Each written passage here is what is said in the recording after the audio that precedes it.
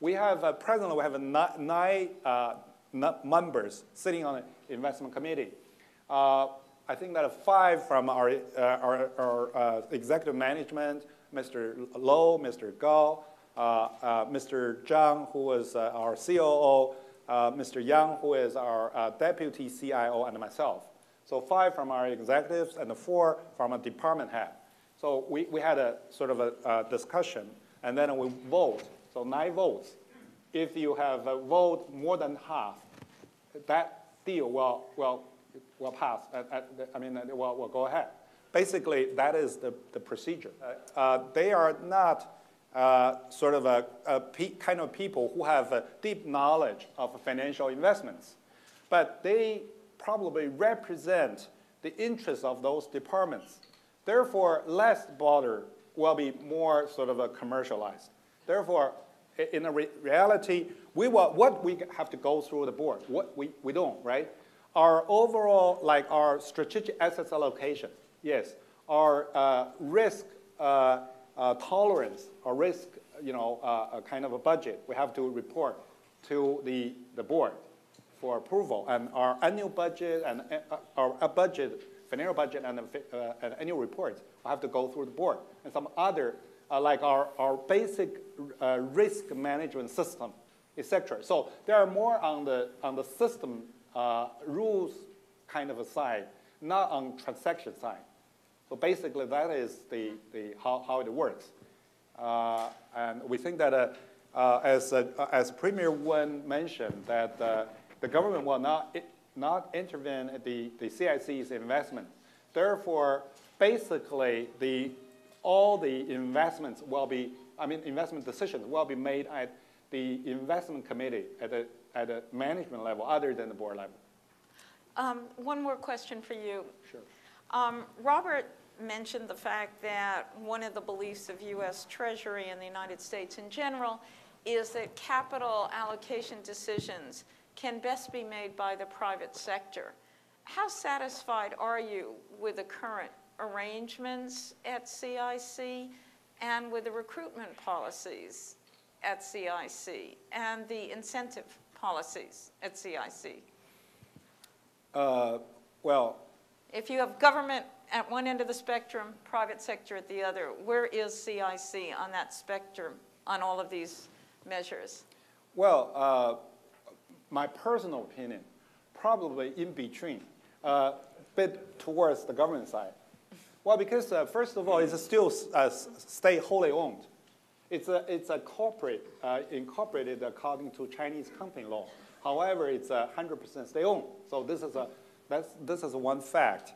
And then, well, very interesting. That's kind of a combination. We are running on a commercial basis. However, we're state owned.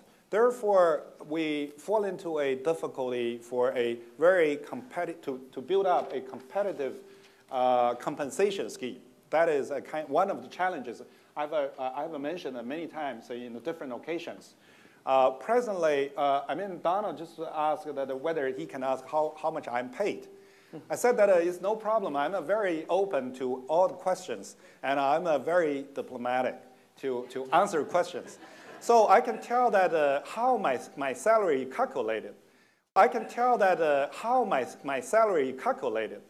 Well, the State Council told us that we surely cannot be paid at our public servant level. We must be considered as commercial. So what would be our benchmark? Now, the government said that, okay, the state-controlled commercial bank is our benchmark. Therefore, that's not a secret information or confidential information. Why? Those banks are listed companies. Their top chief executives' earnings, paid compensation, all published in their annual report. So you can find out, roughly around 1.5 million RMB annually, something like that. Therefore, it means that our top would be roughly at this level, okay? And then we still have this system that more junior level earn less than more senior level. So maybe 5%, 6% down from a president, chairman to president to vice president and to lower level, something like that. And then, so you can roughly, what I said is you can roughly calculate how much I earn, right? And then, in fact, I don't really earn such money at this moment. Okay, so we put this as 100%, and 50% as our base pay. The other 50% as our performance, based on performance. Okay, so for instance, if my case is 1 million renminbi, for instance, I wondered whether I earn so much, but anyway.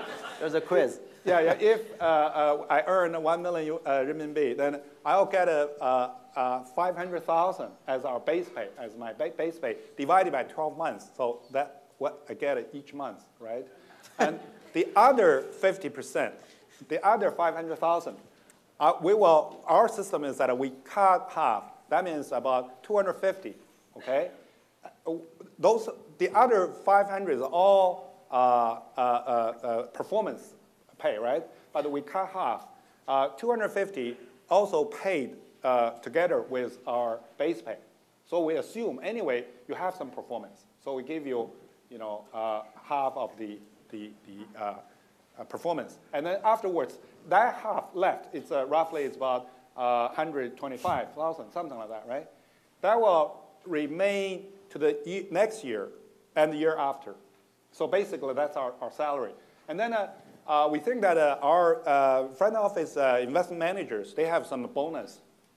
However, we don't think that our compensation scheme can attract enough talent people. That's why presently one of the reasons, that's not only, we outsource most of our money to external fund managers. Are you happy with what my answer? And if anyone wants to apply for a job with Jesse, see him after the panel. We have, fortunately, that, for instance, we have a colleague from California. She worked for Kaproth in a PE side, private equity side. And she's pretty young and said, well, you give up a much higher pay. So she said she wanted to make some contribution. So I think that, you will have, to some extent, of course, the compensation here, if you join CIC, will get much less. But on the other hand, you may have a different perspective. You feel that when you are in Kaproth, you may just have one of many to engage in kind of a private equity. But here, you become the head of our private equity group, has a lot of privilege to talk to all private equity funds. So after a couple of years, if you're back to market, I think that the market value will be much bigger than before.